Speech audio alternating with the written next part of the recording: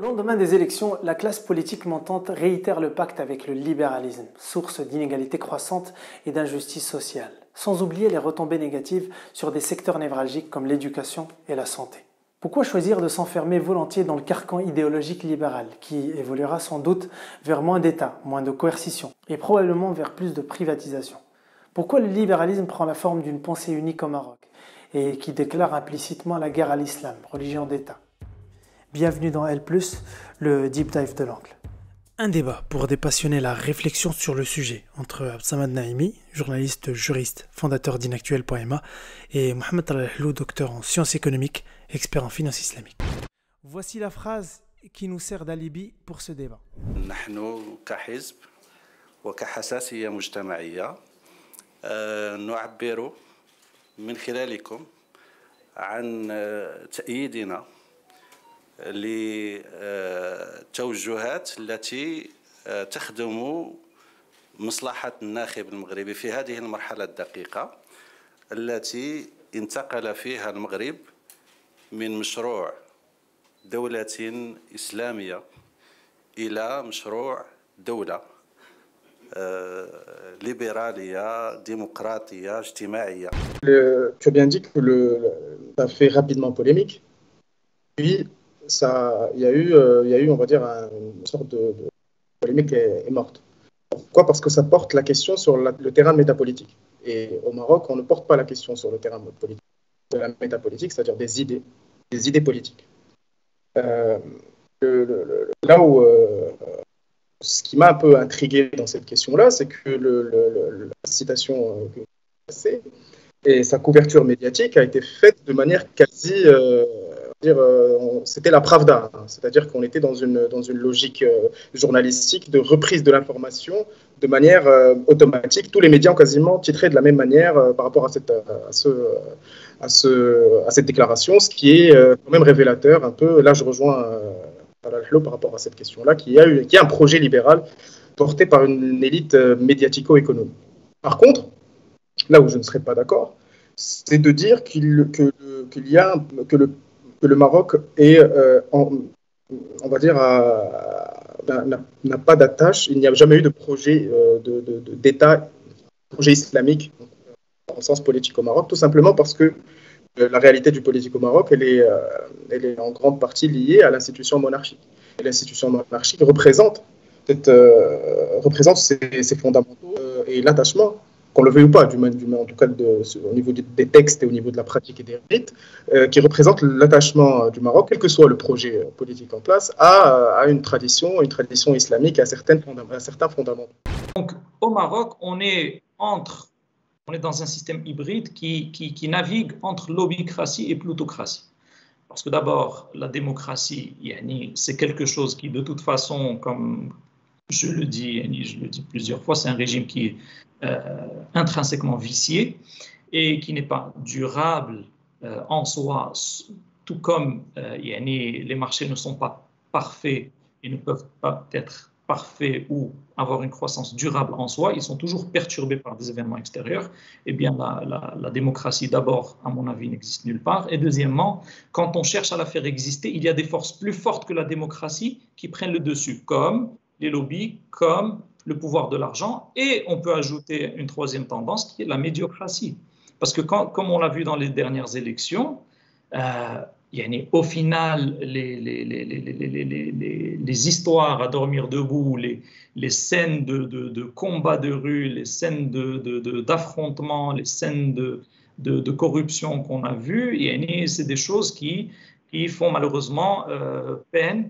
Et quand on voit la composition du Parlement et qu'on a des dizaines de parlementaires qui n'ont même pas le bac, des centaines de présidents de conseils régionaux qui n'ont pas le bac, certains sont analphabètes, on est encore dans la médiocratie. Oui, alors pour répondre à la question, alors, si je te rappelle, on en avait déjà parlé sur la nature du régime économique. Alors, il y a le terme utilisé par Alexandre Douguin en parlant des sociétés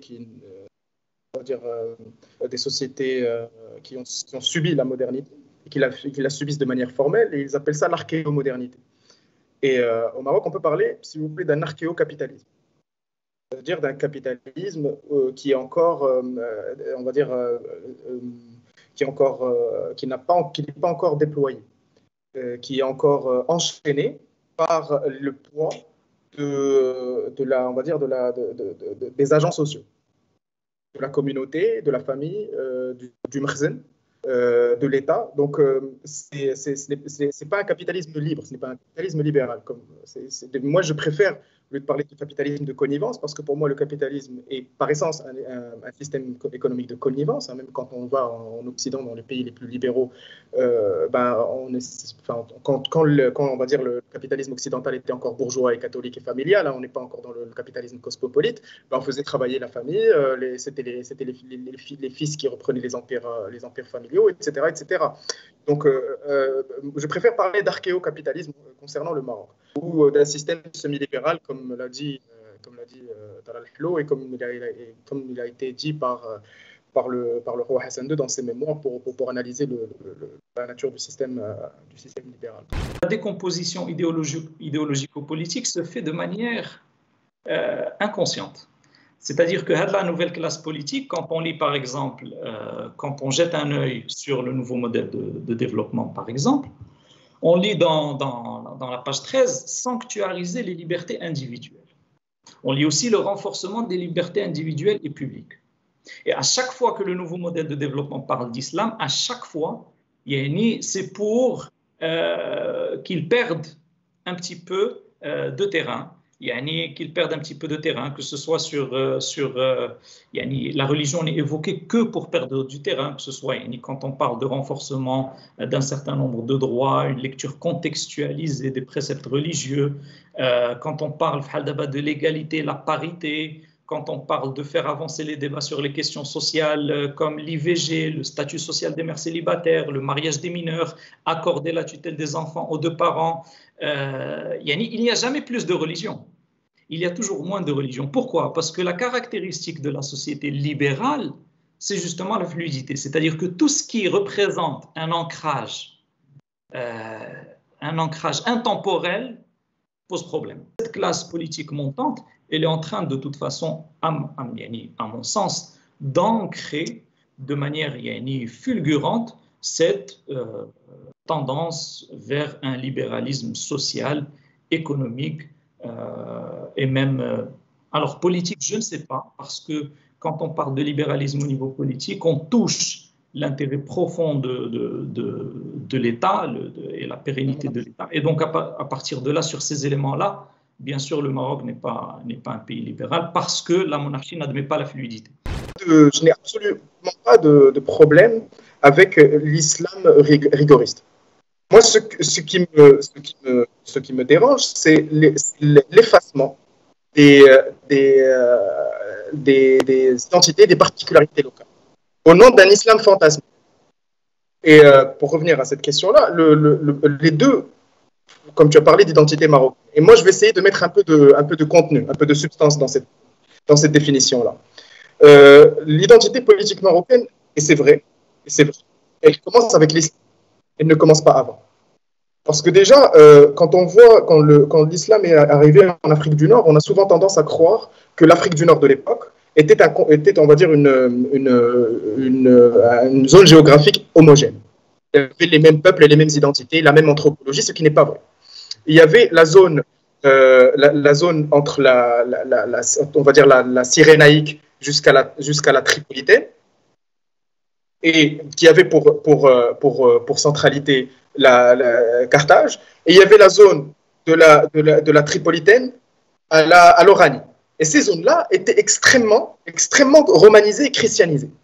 Et c'est d'ailleurs ces régions-là qui ont le plus résisté à l'islam. Alors que de l'Oranie à l'Atlantique, c'est-à-dire le Maroc actuel, il y avait très peu de poches de romanisation et donc forcément de christianisation. Par exemple, les berbères algériens qui ont combattu les musulmans ne l'ont pas fait parce qu'ils sont berbères ou bien parce qu'ils refusaient de se soumettre à l'islam. Ils l'ont fait en tant que chrétiens, il faut le rappeler. Uqba ibn Nafi' a été tué par un Kabyle avec l'aide de Constantinople. Donc cette résistance-là par rapport à l'islam n'a pas eu lieu au Maroc. Les tribus berbères ont adopté l'islam. Parce qu'effectivement, il n'était pas romanisé, le fond anthropologique était encore pauvre. Donc l'islam est venu, et il a structuré l'imaginaire de ces tribus-là et de cette zone-là. Et c'est à partir de là que démarre l'identité politique marocaine. Et on va dire l'identité commune marocaine. Le dénominateur commun de la réussite, il est ce qu'il est dans chaque société. Mais où est la société où l'indicateur de réussite sociale n'est pas matériel? Donc, tous ces indicateurs de réussite, tant qu'ils sont matériels, leur diversité ne pose pas problème à la force capitaliste dominante et aux forces qui détiennent les capitaux. Mais à partir du moment où la dialectique devient matérialisme versus spiritualité, matériel versus immatériel, bien versus mal, là ça pose problème. Pourquoi? Parce qu'on va faire appel à des concepts intemporels. Et les concepts intemporels sont le plus gros problème, comme l'a dit Samad, comme l'a dit Foucault. Et tout est prison. À partir du moment où c'est pas fluide, que ça change pas, que ça évolue pas, c'est prison. Donc, il dit que même les droits de l'homme, ça devient une prison. Même les droits de l'homme, c'est du fascisme. C'est-à-dire qu'en fait, la postmodernité est en train de détruire la modernité. C'est clair que maintenant, on a le projet socialiste, anticapitaliste, et en fait, le libéralisme en tant que première théorie politique. Il a eu deux grandes théories politiques qui l'ont contredit, c'est-à-dire le fascisme et le communisme. Donc les deux ont échoué parce que ce sont des créations de la modernité. Que ce soit le fascisme, le culte de l'État chez les fascistes ou bien le culte du prolétaire chez les communistes, c'était une modernité. L'islam aujourd'hui constitue, c'est vrai, et la tradition islamique constitue un rempart et peut donner aujourd'hui être à la base d'une renaissance économique. On va dire en termes et surtout d'une renaissance éthique de l'économie. Et en cela, je crois qu'on ne peut pas, déployer un tel projet dans le cadre